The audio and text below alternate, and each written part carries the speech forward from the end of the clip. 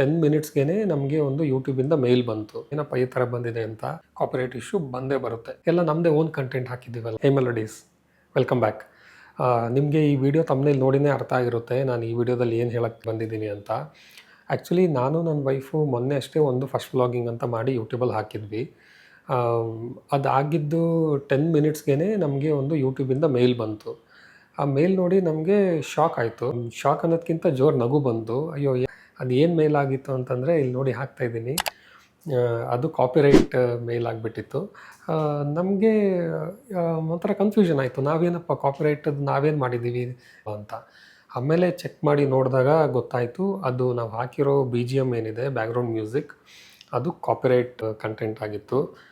ನಾನು ಯೂಟ್ಯೂಬಲ್ಲಿ ತುಂಬ ರಿಸರ್ಚ್ ಮಾಡಿ, ತುಂಬ ಅಲ್ಲ, ಸ್ವಲ್ಪ ನಾರ್ಮಲಾಗಿ ರಿಸರ್ಚ್ ಮಾಡಿ ಯಾವ ಮ್ಯೂಸಿಕ್ ಫ್ರೀಯಾಗಿ ಸಿಗುತ್ತೆ, ಯಾವ ಮ್ಯೂಸಿಕ್ ಕಾಪಿರೈಟ್ ಫ್ರೀ ಇದೆ ಅಂಥದ್ದು ನಾನು ಸರ್ಚ್ ಮಾಡಿದೆ. ನಾನು ಒಬ್ಬರು ಚಾನಲಿಂದ ರೆಫರೆನ್ಸ್ ತೊಗೊಂಡು ಆ ವೆಬ್ಸೈಟಿಂದ ನಾನು ಡೌನ್ಲೋಡ್ ಮಾಡಿ ಹಾಕಿದ್ದೆ. ಅದಕ್ಕೆ ನೀವು ಈ ಮಿಸ್ಟೇಕ್ ಮಾಡೋಕ್ಕೆ ಹೋಗಬೇಡಿ. ನೀವೇನಾದರೂ ಯೂಟ್ಯೂಬ್ಗೆ ವೀಡಿಯೋ ಹಾಕ್ತಿದ್ದೀರಾ, ಆಮೇಲೆ ಅದಕ್ಕೊಂದು ಬ್ಯಾಕ್ಗ್ರೌಂಡ್ ಮ್ಯೂಸಿಕ್ ಹಾಕ್ತಿದ್ದೀರಾ ಅಂತಂದರೆ ಕರೆಕ್ಟಾಗಿ ಚೆಕ್ ಮಾಡಿ, ಎಲ್ಲ ಕಡೆ ರಿಸರ್ಚ್ ಮಾಡಿ. ಇವಾಗ AI ಇದೆ, ಆಮೇಲೆ ಇಂಟರ್ನೆಟ್ಟಲ್ಲಿ ತುಂಬ ಕಡೆ ರಿವ್ಯೂಸ್ ಹಾಕಿರ್ತಾರೆ, ಕಮೆಂಟ್ಸ್ ಹಾಕಿರ್ತಾರೆ. ಸ್ವಲ್ಪ ಟೈಮ್ ತೊಗೊಂಡೆಲ್ಲ ನೋಡಿಬಿಟ್ಟು ಅದು ನಿಜ ಕಮರ್ಷಿಯಲ್ ಯೂಸಿಗೆ ಫ್ರೀಯಾಗಿ ನೀವು ವೀಡಿಯೋಗೆ ಹಾಕ್ಬೋದಾ ಇಲ್ವೋ ಅಂತ ಕರೆಕ್ಟಾಗಿ ಚೆಕ್ ಮಾಡಿಬಿಟ್ಟು ಮತ್ತೆ ಹಾಕಿ. ಇಲ್ಲಾಂತಂದರೆ ಅದು ಕಾಪಿರೈಟ್ ಇಶ್ಯೂ ಅಂತ ಬಂದುಬಿಡುತ್ತೆ. ನಮಗೇನು ಅಂಥ ದೊಡ್ಡ ಪ್ರಾಬ್ಲಮ್ ಆಗಿಲ್ಲ. ಯಾಕೆಂತಂದರೆ ನಮ್ಮದದು ಫಸ್ಟ್ ವೀಡಿಯೋ ಆಗಿತ್ತು. ಆಮೇಲೆ ಜಸ್ಟ್ ನಿಮ್ಮ ಜೊತೆ ಒಂದು ಇಂಟ್ರಾಕ್ಷನ್ ಮಾಡಬೇಕಿತ್ತು, ಅದಕ್ಕೆ ನಾವು ಆ ವಿಡಿಯೋ ಎಲ್ಲ ಮಾಡಿ ಹಾಕಿದ್ದು. ಬೇರೆಯವರೆಲ್ಲ ತುಂಬ ಯೂಟ್ಯೂಬ್ನೇ ಕೆರಿಯರಾಗಿ ಇಟ್ಕೊಂಡು ಗ್ರೋ ಆಗಬೇಕು, ಅರ್ನ್ ಮಾಡಬೇಕು ಅಂತೆಲ್ಲ ಅಂದ್ಕೊಂಡು ವೀಡಿಯೋ ಮಾಡೋರು ಇರ್ತಾರೆ. ಆಗಷ್ಟೇ ಸ್ಟಾರ್ಟ್ ಮಾಡಿರ್ತಾರೆ. ಅವಾಗೇನಾದರೂ ಅವ್ರಿಗೆ ಈ ಥರ ಇಶ್ಯೂಸ್ ಬಂದುಬಿಟ್ರೆ ಅದೊಂಥರ ಡಿಮೋಟಿವೇಟಿಂಗ್ ಥರ ಆಗಿಬಿಡ್ಬೋದು ಅವ್ರಿಗೆ. ಏನಪ್ಪ ಹಾಕಿದ್ದೆ ಫಸ್ಟ್ ವೀಡಿಯೋ, ಇದರಲ್ಲೇ ಹಿಂಗೆ ಆಗಿಬಿಡ್ತಲ್ಲ ಅಂತಂದ್ಬಿಟ್ಟು ಅವರು ಡಿಮೋಟಿವೇಟ್ ಆಗುವಂಥ ಚಾನ್ಸಸ್ ಇರುತ್ತೆ. ಸೊ ನಿಮಗೆ ಅಂಥವ್ರು ಯಾರಾದರೂ ಗೊತ್ತಿದ್ದರೆ, ಈಗ ತಾನೇ ಸ್ಟಾರ್ಟ್ ಮಾಡ್ತಿದ್ದಾರೆ ಅಥವಾ ಪ್ಲ್ಯಾನ್ ಇದೆ ಇರೋರು ಏನಾದ್ರು ನಿಮಗೆ ಗೊತ್ತಿದ್ದರೆ ಈ ವಿಡಿಯೋನ ಅವ್ರಿಗೆ ಶೇರ್ ಮಾಡಿ. ಸೊ ಅವ್ರಿಗೆ ಸ್ವಲ್ಪ ಹೆಲ್ಪ್ ಆಗ್ಬೋದು, ಏನು ಮಾಡಬೇಕು ಏನು ಮಾಡಬಾರ್ದು ಅಂತ.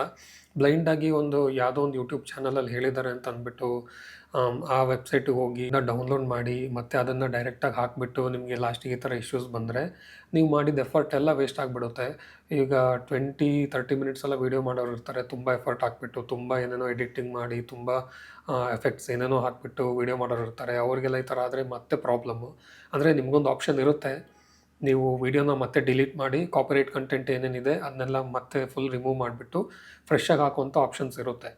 ಬಟ್ ಹಂಗೆ ಮಾಡಿದಾಗ ಏನಾಗುತ್ತೆ, ಮತ್ತೆ ನಿಮ್ಮದು ವೀಡಿಯೋ ಪುನಃ ಎಲ್ಲರಿಗೂ ರೀಚ್ ಆಗೋವಂಥದ್ದು ಸ್ವಲ್ಪ ಡೌಟ್ ಇರುತ್ತೆ. ಅದೊಂದು ಪ್ರಾಬ್ಲಮ್ಮು. ಅದಕ್ಕೆ ಅದನ್ನೆಲ್ಲ ಅವಾಯ್ಡ್ ಮಾಡಬೇಕು ಅಂತಂದರೆ ಕರೆಕ್ಟಾಗಿ ರಿಸರ್ಚ್ ಮಾಡಿಬಿಟ್ಟು ಅದು ಯಾವುದೇ ವೀಡಿಯೋ ಕ್ಲಿಪ್ ಆಗಿರ್ಬೋದು, ಯಾವುದೇ ಬ್ಯಾಕ್ಗ್ರೌಂಡ್ ಮ್ಯೂಸಿಕ್ ಆಗಿರ್ಬೋದು, any songs, whatever that matter, right. ನೀವೇನೇ ಹಾಕ್ತಿದ್ದೀರ ಅಂತಂದ್ರೂ ಫಸ್ಟ್ ಅದು ಕಾಪಿರೈಟ್ ಫ್ರೀ ಇದೆ ಅಂತ ತಿಳ್ಕೊಂಡು ಮತ್ತೆ ಮಾಡಿ. ಇಲ್ಲಾಂದರೆ ಕಾಪಿರೈಟ್ ಇಶ್ಯೂ ಬಂದೇ ಬರುತ್ತೆ. ಫಸ್ಟ್ ವೀಡಿಯೋಗೇ ಬರುತ್ತೆ ಅದು.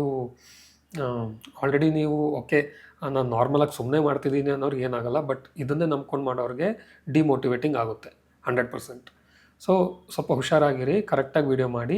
ನಂದೊಂದು ಇನ್ಫಾರ್ಮೇಷನ್ದು ನನಗೇನು ಇಶ್ಯೂ ಆಗಿತ್ತು ಅದನ್ನು ಶೇರ್ ಮಾಡಬೇಕಿತ್ತು. Might help someone who is trying to start a YouTube channel and trying to build their YouTube career. So ಇದಾಗಿತ್ತು ಇವತ್ತಿನ ವಿಡಿಯೋ. ನಾನು ನೆಕ್ಸ್ಟು ನಿಮಗೆ ಇಂಟ್ರೆಸ್ಟಿಂಗ್ ವ್ಲಾಗಲ್ಲಿ ಸಿಗ್ತೀನಿ.